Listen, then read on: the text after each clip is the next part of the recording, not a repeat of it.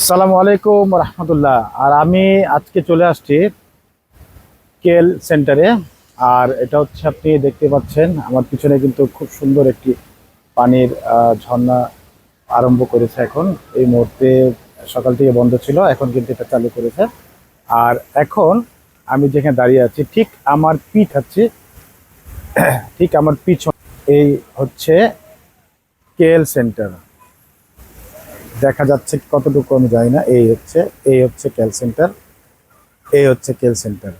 একেবারে ঠিক আমার পিছনে। আমি ঠিক এই জায়গায় দাঁড়িয়ে আছি। এই আমার পিছনে কিন্তু কেএল সেন্টার। আমি একটু লম্বা করি, এই যে কতটুকু দেখা যাচ্ছে, এই হচ্ছে কেএল সেন্টার।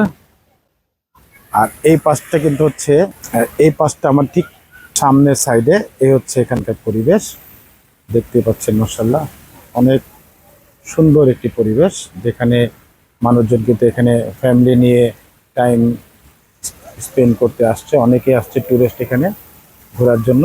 মাশাআল্লাহ অনেক সুন্দর। আসলে মানে নিজে এসে না দেখলে আসলে বিশ্বাস করা যায় না যে এত সুন্দর কিন্তু যে কেএল সেন্টারটা খুবই চমৎকার। মাশাআল্লাহ আমাকে খুব সুন্দর লেগেছে এখানে। অনেক সুন্দর একটি সময় এখানে পার করলাম। আর এই হচ্ছে জাস্ট মার্কেটটা। আর এখানে আমরা কিন্তু এখন এই মার্কেটের ভিতরে গিয়েছিলাম, ওখানেও কিছু ভিডিও করেছি, তো সেগুলো দেখাবো ইনশাল্লাহ। মাশাআল্লাহ খুবই সুন্দর একটি জায়গা কেএল সেন্টার। কুয়ালালামপুরের মানে সবচাইতে সুন্দর জায়গা বললে এটাকেই বলা যাবে, কেএল সেন্টার। আর এটা সম্ভবত আমি যতটুকু শুনলাম মোটামুটি এটার পরের স্থানটা হচ্ছে বুর্জ খলিফা। আগে সর্বপ্রথম এটা, তারপরে হচ্ছে বুর্জ খলিফা। তো আপনারা জানেন যে বুর্জ খলিফা কিন্তু দুবাইতে, আর এটা হচ্ছে মালয়েশিয়ায়। খুব সুন্দর একটি জায়গা মাশাআল্লাহ, অনেক সুন্দর, অনেক সুন্দর লেগেছে এসে। তো আমরা আরও ভিডিও দেখাবো ইনশাআল্লাহ, আমাদের সাথে থাকেন সবাই। আমরা যে প্রত্যেকটা জায়গার ভিডিও দিতে পারি ইনশাআল্লাহ। সবাই আমাদের সাথে থাকেন ইনশাআল্লাহ। আমরা যেখানে যেখানে যাব ইনশাআল্লাহ প্রত্যেকটা জায়গায় কিন্তু ভিডিওগুলো আমরা দেওয়ার চেষ্টা করবো ইনশাআল্লাহ। আর ঢাকার থেকে মালয়েশিয়া আসতে আমাদেরকে আসলে কত খরচ হয়েছে বা কিভাবে আমরা এসেছি সব কিছু ডিটেলস আসলে এটা আজকের এই ভিডিওতে আমরা দিতে পারছি না। তার কারণ হচ্ছে আসলে আমি হঠাৎ করে যখন মালয়েশিয়া আসছি তখন কিন্তু প্লেন ফেয়ারটা কিন্তু অনেক বেশি ছিল। সেই কারণে কিন্তু আমাকে টিকিটগুলো অনেক বেশি দাম দিয়ে কাটতে হয়েছে। আর আপনারা যারাই মালয়েশিয়া আসার চিন্তা ভাবনা করবেন তারা কিন্তু অবশ্যই টিকিটগুলো কিন্তু আগেই কেটে নেবেন, কারণ প্লেন ফেয়ার কিন্তু অনেক মানে যত দিন আগে কাটবেন তত সস্তা পাবেন আর কি, কম খরচে আসতে পারবেন। বাট আমারটা খরচ কিন্তু অনেক বেশি হয়েছে, কারণ আমি হঠাৎ করে প্ল্যান করে চলে আসছি। তো সেজন্য আমার টিকিটটা অনেক বেশি দাম নিয়েছে, সেজন্য আমি পুরো ভিডিওটাও দিতে পারিনি। আর এখানে এসে যেটা বুঝলাম সেটা হচ্ছে যে যারা আপনারা আসবেন, যাদের ফার্স্ট টাইম মালয়েশিয়া, তারা কিন্তু অবশ্যই ক্যাশ ডলার নিয়ে আসবেন, কারণ ইমিগ্রেশনে কিন্তু প্রচণ্ড ঝামেলা করে। আর দ্বিতীয় কথা হচ্ছে অবশ্যই কনফার্ম হোটেল বুকিং রাখবেন সাথে। কনফার্ম হোটেল বুকিং না থাকলে কিন্তু আপনাকে রিটার্ন পাঠিয়ে দিতে পারে। তাছাড়া হচ্ছে আমি আমি আমাকে যে জন্য আটকেছিল, আমাকেও কিন্তু আটকেছে। সেটা হচ্ছে আমার 9 দিনের ট্যুর, বাট আমি হোটেল করেছিলাম 7 দিন। তার কারণ হচ্ছে 2 দিন কিন্তু আমি থাকবো লংকাওয়েতে। তো সেই লংকাওয়ের টিকিটটা কিন্তু আমি করি নেই, এবং রিটার্ন টিকিটও ছিল আমার, সেজন্য কিন্তু আমাকে তারা আটকিয়ে দিয়েছিল। তো সেই টাইমেই কিন্তু আমি ওদেরকে খুব রিকোয়েস্ট করে বললাম যে তুমি আমাকে যদি 10 মিনিট সময় দাও, আমি কিন্তু এখান থেকে টিকিট কেটে নিব।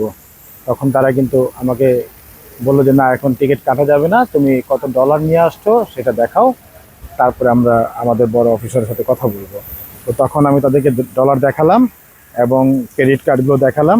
তো তারা দেখে আশ্বস্ত হয়েছে যে না, আসলে আমি ট্যুরের জন্য আসছি, তো সেজন্য হয়তো আমাকে তারা আর কিছু বলে নেই, ছেড়ে দিয়েছে।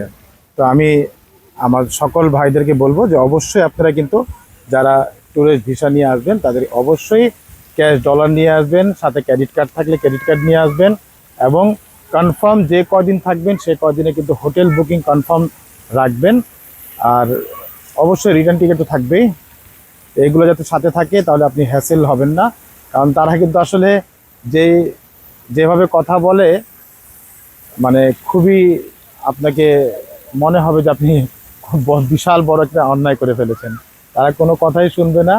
কারণ আমাদেরকে মানে বাংলাদেশি পাসপোর্ট দেখলেই আমার মনে হয় এরকম করে কিনা আমি জানি না, কারণ আমার সাথে ইন্ডিয়ান অনেকগুলো লোক ছিল, তাদেরকে কিন্তু তারা এরকম হ্যাসেল করেনি। বাট আমাদের বাংলাদেশের বিমানে যতগুলো লোক আসছে ম্যাক্সিমাম লোককেই কিন্তু তারা এই ঝামেলাটা করেছে। তো জানি না এটা যে আমাদের বাংলাদেশি পাসপোর্টের জন্য কি না, তারপরেও আমি বলবো যে অবশ্যই আপনারা কিন্তু সবাই রিটার্ন টিকিট এবং হোটেল বুকিং কনফার্ম হোটেল বুকিংগুলো রাখবেন। শুধু বুকিং দিলে হবে না, কনফার্ম হোটেল বুকিংটা লাগবে। তো যাই হোক, অনেক কথা বললাম, সবাই ভালো থাকবেন, আবার দেখা হবে নতুন কোনো ভিডিওতে। সে পর্যন্ত সবাই ভালো থাকবেন, আল্লাহ হাফেজ।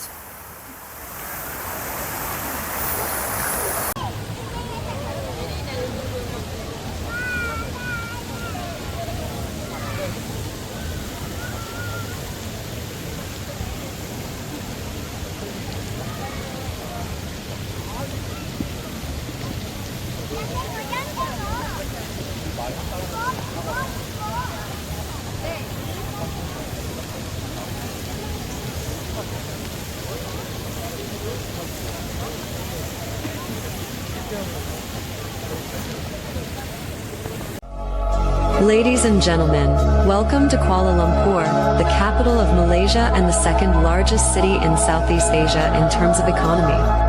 This is Kuala Lumpur, which boasts the world's tallest twin towers and its unique night view. I can fix that. আসসালামু আলাইকুম, আবার চলে আসলাম একেবারেই কেএল টাওয়ারের সামনের থেকে। আর দেখতেই পাচ্ছেন আমার পিছনে খুবই চমৎকার পানির কালার, অনেক সুন্দর, দেখেন বিভিন্ন কালার। আর এই পাশে তো বাড়িঘর দেখতে পাচ্ছেন, একেবারেই চমৎকার অবস্থা, মাশাআল্লাহ সেই একেবারে ওয়াও, দেখেন বিভিন্ন কালারের। আর টাওয়ার এ হচ্ছে সুরিয়া কেএলসিসি, একেবারেই জাস্ট ওয়াও। এই হচ্ছে রাতের কুয়ালালামপুর, খুবই চমৎকার, বিভিন্ন ধরনের আলোতে সজ্জিত কুয়ালালামপুরের চেহারা। মাশাআল্লাহ, অনেক সুন্দর।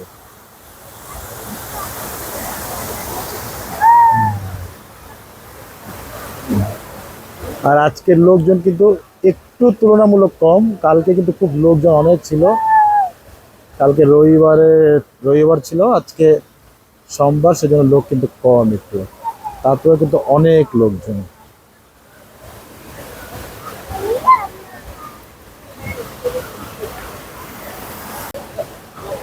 এ হচ্ছে কুয়ালালামপুর, সুরিয়া কেএলসিসি হচ্ছে টুইন টাওয়ার। এটা হচ্ছে নিচে শপিং মল সুরিয়া, এ পাশে হচ্ছে হোটেল, এ পাশে হোটেল। আর আমরা একটু দূরে আছি, আমাদের হোটেলটা এখান থেকে দেখা যাবে না। জাস্ট